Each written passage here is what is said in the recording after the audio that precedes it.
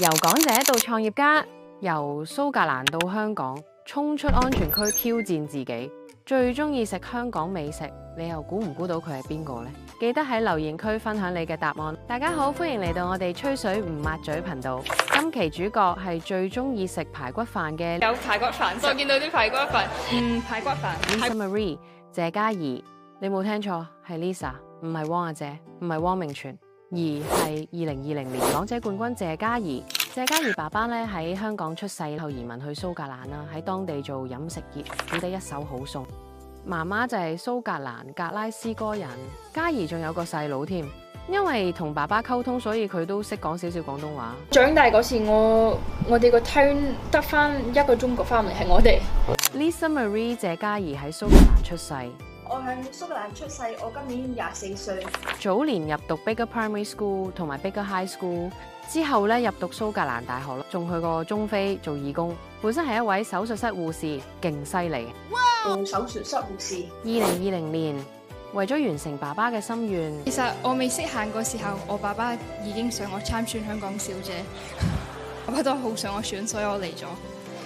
加上肥媽推薦 ，Lisa 就決定參選香港小姐，結果真係唔負眾望，奪得最上鏡小姐。最上鏡小姐嘅係8號謝嘉怡 ，Number 8 Lisa 姐。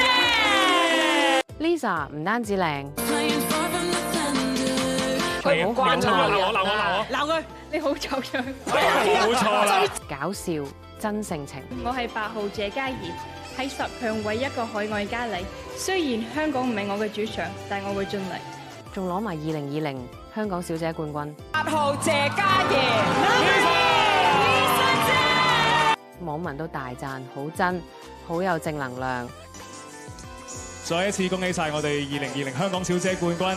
雖然廣東話唔係母語，民對佢嘅支持，加上佢對演戲嘅熱誠，令佢決定俾自己5年時間喺香港發展。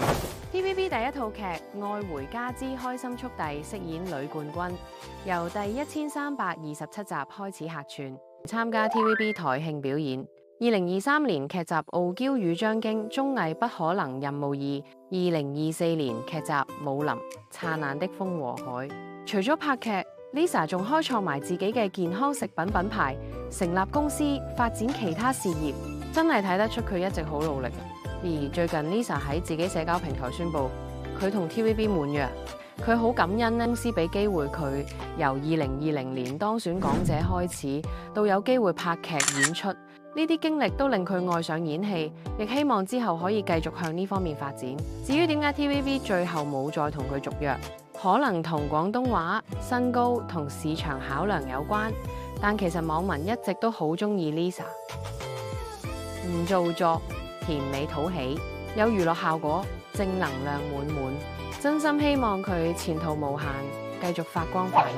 講返同屆港姐，講起亞軍陳貞儀，最近睇到佢喺重頭劇《巨塔》之後入邊飾演黃啟心。角色都幾有挑戰性，有進步空間，而且近排佢個樣比起出道嗰陣好似靚咗唔少。至於季軍郭柏妍 Rosita， 近年喺無線 TVB 劇集不斷亮相，參與嘅作品包括《新聞女王》、《白色強人2》、《下流上車族》、《非常日誌》、《俠醫》、《金色森林》等。唔知大家心目中最喜愛邊一位呢？歡迎於下方留言，記得 like、訂閱、分享，撳埋鐘仔。我哋下條片再見，多謝收睇。